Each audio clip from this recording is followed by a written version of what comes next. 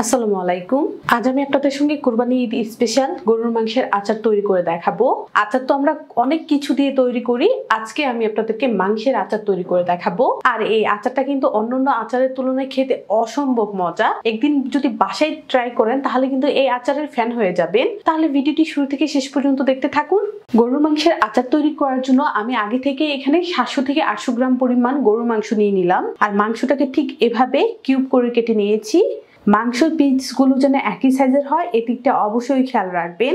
আর আচার তৈরি করতে গেলে কিন্তু হাড় চর্বি এগুলো ফেলে তারপর সলিড মাংসটা নিতে হবে। আমি তো এই আচারটা গরুর মাংস দিয়ে করতেছি, আপনারা চাইলে কিন্তু খাসি দিয়েও তৈরি করে নিতে পারবেন। মাংসগুলোকে একটা বাটির মধ্যে নিয়ে নিব। গরুর মাংসটাকে কয়েকবার ভালো করে পানিটা চেঞ্জ করে ধুয়ে নিয়েছি। এখন এখানে দিয়ে দেব 1 চা চামচ পরিমাণ লবণ। এখানে দিয়ে দিচ্ছি 1 চা চামচ পরিমাণ হলুদের গুঁড়া, 1 চা চামচ পরিমাণ দিয়ে দিব ভাজা জিরার গুঁড়া, 1 চা চামচ পরিমাণ দিয়ে দিব ধনিয়ার গুঁড়া, 1 চা চামচ পরিমাণ লাল মরিচের গুঁড়া, 1 চা চামচ পরিমাণ দিয়ে দিচ্ছি গরম মশলার গুঁড়া, 2 চা চামচ পরিমাণ দিয়ে দিচ্ছি আদা বাটা, আর 2 চা চামচ পরিমাণ দিয়ে দিব রসুন বাটা, 1 টেবিল চামচ পরিমাণ দিয়ে দিচ্ছি রান্নার রেগুলার তেল। আমি এখানে রান্নার রেগুলার তেলটা দিচ্ছি, আপনারা চাইলে কিন্তু এখানে সরিষার তেলটাও অ্যাড করতে পারেন। আমি যে পরিমাণ এখানে মশলা নিয়েছি, ওই যে বললাম 700 থেকে 800 গ্রাম পরিমাণ মাংসের জন্য কিন্তু এই মশলাটা নিলাম। আপনারা যদি আচারটা একটু বেশি করে বানাতে চান সেক্ষেত্রে কিন্তু সবকিছু একটু বেশি বেশি করে নিতে হবে। তো আপনাদের পরিমাণ মতো কিন্তু আপনারা মাংস আর মশলা সেটা অ্যাডজাস্ট করে নেবেন। কথা বলতে বলতেই কিন্তু আমি মাংসটাকে মশলার সাথে মিশিয়ে নিলাম। এখন এখানে দিয়ে দিব 1 টেবিল চামচ পরিমাণ লেবুর রস। মাংসের আচার তৈরি করতে গেলে কিন্তু অবশ্যই লেবুর রসটা দিতে হবে। লেবুর রসটা দেওয়ার পর আবারও ভালো করে হাত দিয়ে সবকিছু মিশিয়ে নিচ্ছি। আর মাংসটা যখনই মাখাবেন খেয়াল রাখবেন যেন মশলাগুলো মাংসের সাথে সুন্দর করে মেখে যায়। মাংসটাকে আমি মাখিয়ে নিলাম। এখন একটা ঢাকনা দিয়ে ঢেকে 30 মিনিটের জন্য এটাকে এভাবেই রেখে দিচ্ছি। তাহলে 30 মিনিট পর দেখাই। ঢাকনা দিয়ে ঢেকে মাংসটাকে ম্যারিনেট হওয়ার জন্য রেখে দিয়েছিলাম 30 মিনিট। আর এই 30 মিনিটের মধ্যে কিন্তু ভালো করে মাংসটা মশলার সাথে সুন্দর করে ম্যারিনেট হয়ে গিয়েছে। গরুর মাংসের আচার তৈরি করার জন্য চুলার মধ্যে আমি একটা কড়াই বসিয়ে দিলাম। আর এখানে 2 টেবিল চামচ পরিমাণ সরিষার তেল দিয়ে দিচ্ছি। আপনারা চাইলে কিন্তু এখানে সয়াবিন তেলটাও দিতে পারেন। সরিষার তেলটা কিছুটা গরম হওয়ার জন্য এভাবে রেখে দিব। সরিষার তেলটা যখন কিছুটা গরম হয়ে যাবে, ওই যে আগে থেকে ম্যারিনেট করা গরুর মাংসটা এখন দিয়ে দিব। বাটিটা ধুয়ে অল্প করে পানি দিয়ে দিচ্ছি, তাহলে কিন্তু আর মশলাটা নষ্ট হবে না। বোতলটা দিয়ে মাংসটাকে ঠিক আমি এভাবে একটু নেড়ে চেড়ে নিচ্ছি। চুলার আঁচ মিডিয়াম রেখে কিছুক্ষণ এভাবে এটাকে কষানোর জন্য রেখে দিচ্ছি। ঢাকনা দিয়ে ঢেকে এভাবে কিছুক্ষণ আমি রেখে দিয়েছিলাম। আর এই যে দেখুন কিছুক্ষণের মধ্যে কিন্তু মাংস থেকে অনেকটাই পানি ছেড়েছে। ও যে আমি যখন ফার্স্ট টাইম মাংসটা দিয়েছিলাম মশলার বাটিটাকে ধুয়ে অল্প করে পানি দিয়েছিলাম, আর সম্পূর্ণটাই কিন্তু মাংস থেকে পানিটা ছেড়েছে। এই পানি দিয়ে কিন্তু আমি আরো কিছুক্ষণ কষিয়ে নিব। এখানে কিন্তু এখন আর এক্সট্রা করে কোনো পানি দেওয়ার প্রয়োজন নাই। তো ঢাকনা দিয়ে থেকে চুলার আঁচ মিডিয়াম রেখে আরো কিছুক্ষণ মাংসটাকে কষিয়ে নিব। প্রায় 10 থেকে 15 মিনিট মাংসটাকে এইভাবেই কষিয়ে নিলাম। আর ফাঁকে ফাঁকে কিন্তু আমি ঢাকনাটা খুলে একটু নেড়ে চেড়ে দিয়েছিলাম। মাংস থেকে যে পানিটা ছেড়েছিল সম্পূর্ণটাই দেখুন শুকিয়ে একদম এটা কিন্তু মাখা মাখা হয়ে গিয়েছে। এখন এখানে দিয়ে দেবো আমি 1 কাপ পরিমাণ গরম পানি। আর এখানে কিন্তু গরম পানিটাই দিতে হবে। আবারও ঢাকনা দিয়ে ঢেকে মাংসটা সেদ্ধ হওয়া পর্যন্ত অপেক্ষা করব। ঢাকনা দিয়ে ঢেকে 30 থেকে 35 মিনিট এভাবেই জাল করেছি। আর ঢাকনা খুলে ফাঁকে ফাঁকে একটু নেড়ে দিয়েছিলাম। যে পানিটা দিয়েছিলাম সেটা কিন্তু অনেকটাই শুকিয়ে এসেছে। এখন আমি একটা মাংসের পিস নিয়ে দেখছি এটা সেদ্ধ হয়েছে কিনা। মাংসটা কিন্তু সেদ্ধ হয়ে গিয়েছে। যেহেতু মাংসের পিসগুলো ছোট ছোট, সেদ্ধ হতে বেশি সময় লাগে নাই। এখন এখানে আমি 8-10টা কাঁচামরিচ দিয়ে দিব। আর ঢাকনা দিয়ে ঢাকবো না, এভাবে এক্সট্রা যে মাংসের পানিটা আছে সেটাকে শুকিয়ে নিব। চুলার মিডিয়াম রেখে আরো কিছুক্ষণ আমি এইভাবেই জাল করেছি। আর যে মাংসের পানিটা ছিল সেটা কিন্তু শুকিয়ে গিয়েছে। এই যে দেখুন মাংসটা কিন্তু আমাদের মাখা মাখা হয়ে গিয়েছে। এখন আমি চুলাটা অফ করে চুলা থেকে মাংসটাকে নামিয়ে নিব। আচারের মাংসের জন্য একটা মশলা তৈরি করে নিব। এখানে আমি 1 টেবিল চামচ পরিমাণ পাঁচফোড়ন নিয়ে নিলাম। সাথে নিয়ে নিব 1 চা চামচ পরিমাণ আস্ত ধনিয়া। আর একটা শুকনো মরিচ কেটে 2 ভাগ করে দিয়ে দিলাম। এখন এই মশলাটাকে আমি চুলার আঁচ মিডিয়াম রেখে অনবরত নেড়ে ভেজে নেব। কোনোভাবে কিন্তু এই মশলাটাকে নাড়াচাড়া বন্ধ করা যাবে না। নাড়াচাড়া বন্ধ করে দিলে হবে কি, মশলাটা পুড়ে যাবে, আর পুড়লে যখন আমরা মাংসের আচারটা খাবো তখন কিন্তু তিতো লাগবে। চুলার আঁচ মিডিয়াম রেখে আমি পাঁচফোড়নটাকে কিছুক্ষণ ভেজে নিলাম। আর পাঁচফোড়নটা কিন্তু সুন্দর একটা ফ্লেভার ছড়াচ্ছে, মানে পাঁচফোড়নটা আমাদের ভাজা হয়ে গিয়েছে।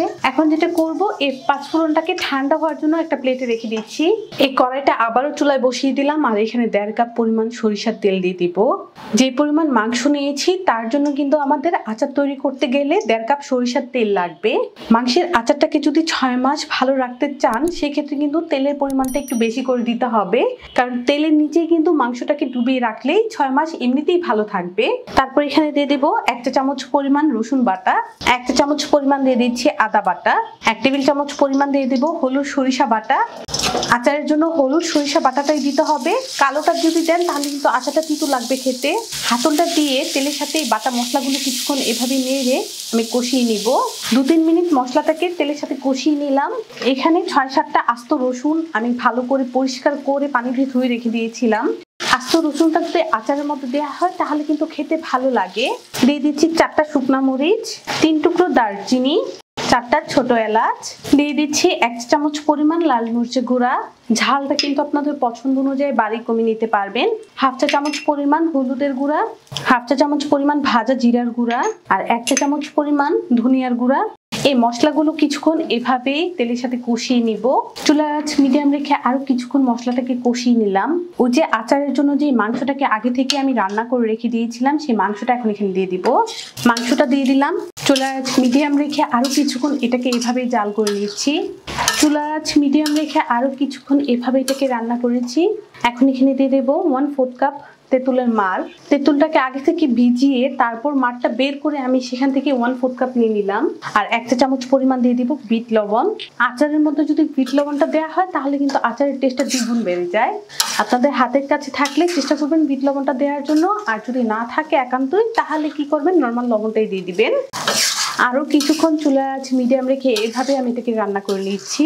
চুলার আঁচ মিডিয়াম রেখে এভাবেই কিন্তু অনবরত নেড়ে আচারটা তৈরি করে নিচ্ছি।